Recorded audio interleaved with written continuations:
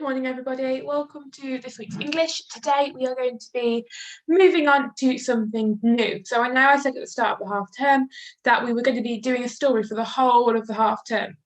However, as usual, we have had a little bit of a change of our minds and we have decided not to carry on with our stories because we've already done such a good job of our setting description and our character description, and they are still really good. That was a really good practice for us to have a go at using that descriptive language and practice those skills. But now we're going to move on. We've had our pause week and done our mini newspaper report.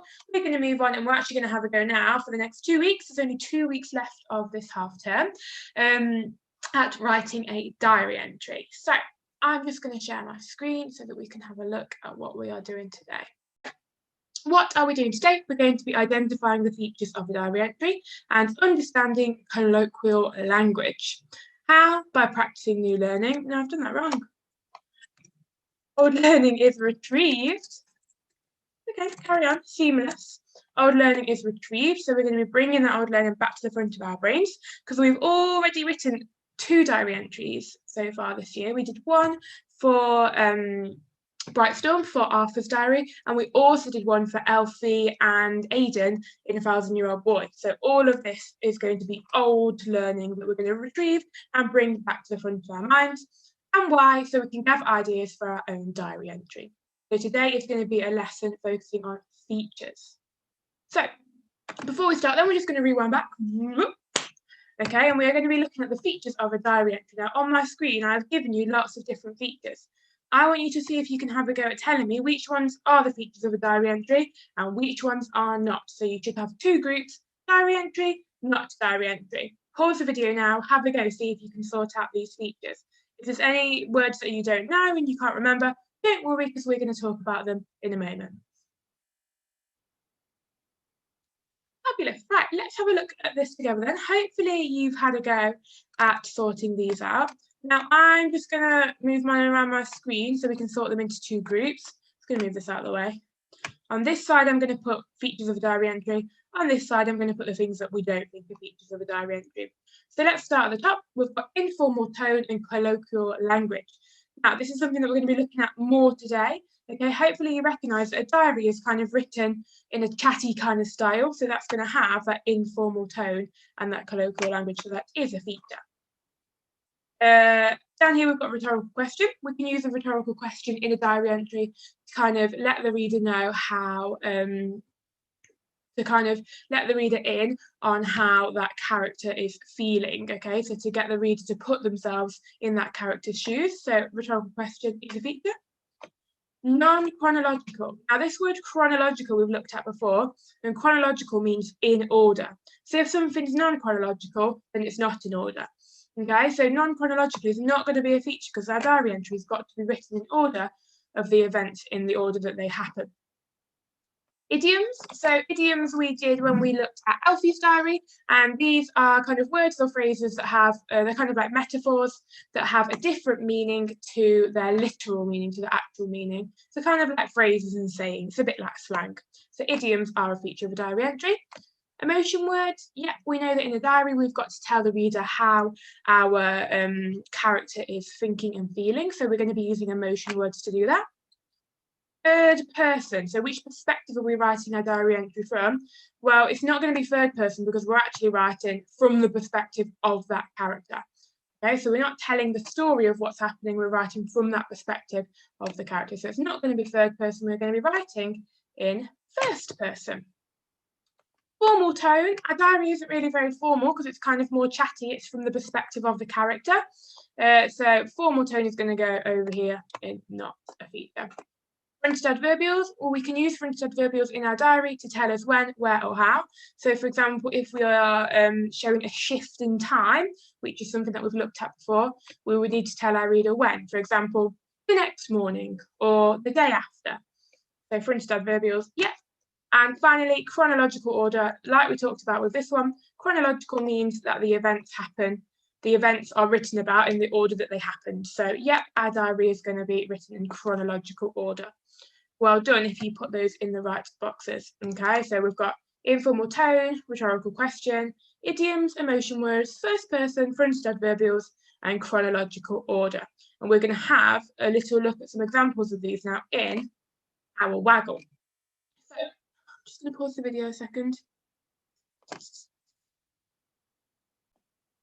So here we have our Waggle for our diary entry, and in our Waggle we've got lots of examples of the features that we just looked at. Okay, so what we're going to do is first we're going to read it together. So I'm going to read it and you're going to follow along at home. You can even read out aloud with me if you wish. Then I'm going to give you some time to see if you can pick this apart a little bit. What features can you recognise in our text?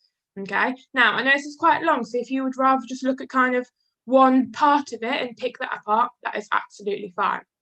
Now we're going to look at it together, then we're going to move on and look a bit more at this colloquial language. So let's read it together. Dear Diary, I've had the craziest week of my life. Let me explain. It all started last week when the spiteful bailiffs came to the house and threatened to chuck us out. My heart pounded at the sight of them raiding our beloved home. I've never seen Ma so petrified either. How on earth would we save the farm? The next day, we set off on our journey to find Papa, as this was the only way I could think of to help Ma. Even though we felt sick with nerves, excitement bubbled inside of us at the thought of an adventure. As we sneaked onto the train, we were careful to hide from the ticket man. He would chuck us off for sure if we didn't have any pacer. The train set off and we couldn't believe our eyes as we watched the beautiful Himalayan hills roll by, and we got further and further away from Moor Mannerley. Eventually, we arrived at Lahan, and I realised that we would soon have to find somewhere to sleep because our eyes felt heavy and our limbs lifeless. We spotted a pistachio tree by a dabber stool and decided to shelter under it for the night. It reminded us of sleeping under the mango tree, and the familiarity wrapped around us like a comforting blanket. Even though the shelter eased our worries a little, the darker it got, the more vulnerable we felt. How stupid we were to come here alone. When morning arrived, we had to carry on with our journey if we ever wanted to reach Zandipur. Feeling refreshed, I felt a glimmer of hope as I reminded myself why we were doing this. We planned out our route on Jeevan's crumpled map and made our way towards the towering mountains of Gallipore. I'll try and update you as soon as I can. Asha. Wonderful. So what I'm going to do now is I'm going to give you a little bit of time, like I said, to have a look at our Waggle. Can you recognise any of the features that we've just talked about in this piece of writing? So just pause the video now and have a quick look. You can make a few notes if you like, or you can just have a look and think about what you can see.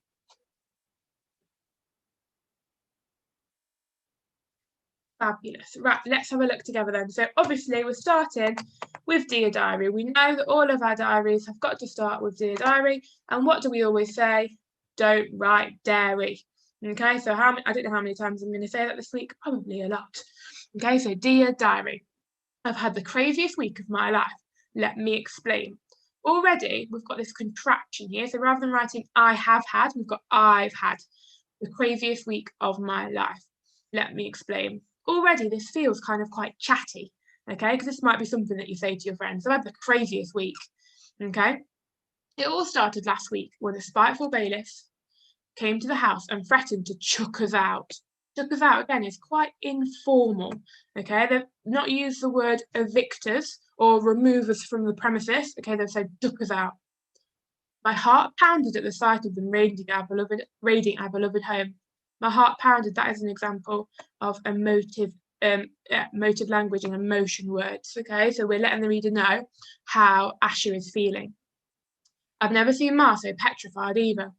How on earth would we save the farm? Oh, my line went a bit wonky then.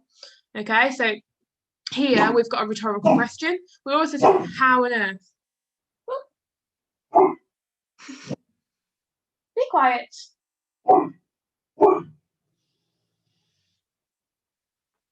We'll also say, sorry about that, everybody. I've got a little friend in the room who's been a little bit noisy.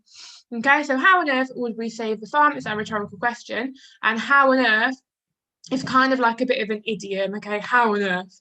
So the next day, we set off on our journey. The next day is a fronted adverbial. It's a shift in time. It's telling me when. We set on our journey to find Papa, as this was the only way we could think of to help Ma. Even though we felt sick with nerves, excitement bubbled inside of us as we thought at the thought of an adventure. Oh, I'm getting all mixed up on my words now. Nerves, excitement, they're emotion words. They're letting us know how the reader is feeling. As we sneaked onto the train, we were careful to hide from the ticket man. He would chuck us off for sure, and if we didn't have any pager or Hazer, I think it's pronounced.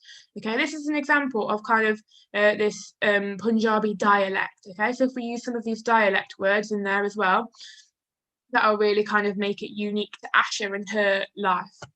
The train set off and we couldn't believe our eyes as we watched the beautiful Himalayan hills roll by, and we got further and further away from more Manali. Eventually, again, that's the fronted adverbial shift in time, we arrived at Lahan, and I realised we would soon have to find somewhere to sleep because our eyes felt heavy and our limbs lifeless. Eyes felt heavy and our limbs lifeless. What is this telling us? Okay, this is telling us that the children are quite tired, but rather than just saying we felt tired, okay, they are showing us, not telling us. So we're going to have a little revisit of that show me, don't tell me later in the week. We spotted a pistachio tree by a dabba store, again, that kind of regional dialect, and decided to shelter under it for the night. It reminded us of sleeping under the mango tree, and the familiarity wrapped around us like a comforting blanket.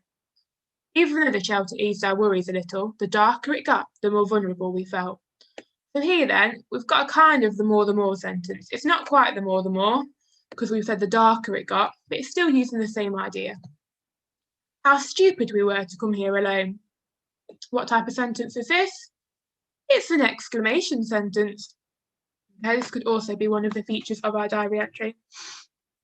When morning arrived, we had to carry on with our journey. Again, fronted adverbial, if we ever wanted to reach Sandapur. Feeling refreshed, I felt a glimmer of hope. Glimmer of hope, that's some emotion words to let me know how Asha is feeling. As I reminded myself that while we were doing this, we planned our route on Jeevan's crumpled map and made our way towards the towering mountains of Galapur. I'll try and update you as soon as I can. Again, I'll try and update you as soon as I can. That's got that chatty tone as if she's talking to you. Okay, so hopefully you picked out some of those same features that I did. Okay, we could also see that our diary entry was written in past tense because it was about something that's already happened. The events are in chronological order, so we've got first event, second event, oh, this is hard to write with, third event, and fourth event. Okay, so they're written in order of in the order that they happened. It's also written in first person because it's written from Asha's perspective. Okay, so well done if you picked up on some of those features. What we're going to do now is we're going to have a zoom in on colloquial language. Now there should be a rewind, so we're going to rewind back to our learning from last half term. What do you think I mean by this word colloquial language? Have a go at home, either writing it down or saying it out loud. What do you think that I mean by this word colloquial language? Wonderful. Right, hopefully you've had a go at that, and hopefully you've got something similar to what I have here. So colloquial language is informal and casual. Okay, so colloquial language is quite chatty and quite casual, which means it's probably how we would talk to our friends. There are some settings that we would use colloquial language in, and some settings where we'd use a more formal tone. Okay, so out of these here then, so we've got chatting with our friends, job interview, newspaper, and writing a diary. Which ones of these do you think we could use a colloquial language, and which ones do you think we might use a more formal tone, more formal language? What do you think? Okay, so hopefully we've got the idea that when we're chatting to our friends, and if we were writing a diary, we'd use more colloquial language because it's more chatty, it's more informal, and it's more casual. Okay, it's probably how you might greet your classmates in the morning, might be how you talk to your family, it might even be how you talk to me. Okay, so it's kind of everyday, a chatty kind of style of talking and writing. Now, if we were to do a job interview, if we were to write a newspaper, our tone of language would probably change quite a lot. Then we'd have a more formal tone to our language. What we're going to do now I've had a little think about what colloquial language is and when we would use it, we're going to have a little zoom in on exactly what is colloquial language. So there's a few things that we would see in colloquial language. The first one that we always go to first is contractions. So rather than writing do not or could not, we would write don't or couldn't. Rather than writing I have, we would write I've. Okay, so we'd kind of shorten those words, push them together to make one word. That immediately makes our writing a little bit more informal. Slang and regional dialect. Okay, idioms also kind of come under the same kind of bit really. Okay, so this is kind of like the slang that we might use. So for example, Ash is saying like, how on earth are we going to save Ma? Okay, the regional dialect as well might refer to kind of regional words, but also regional sayings. So for example, in Derby, we say duck, we call people duck. You're right, duck, hey up, duck. We also have the word Mardy in Derby, which other regions don't have. So that would be an example of regional dialect.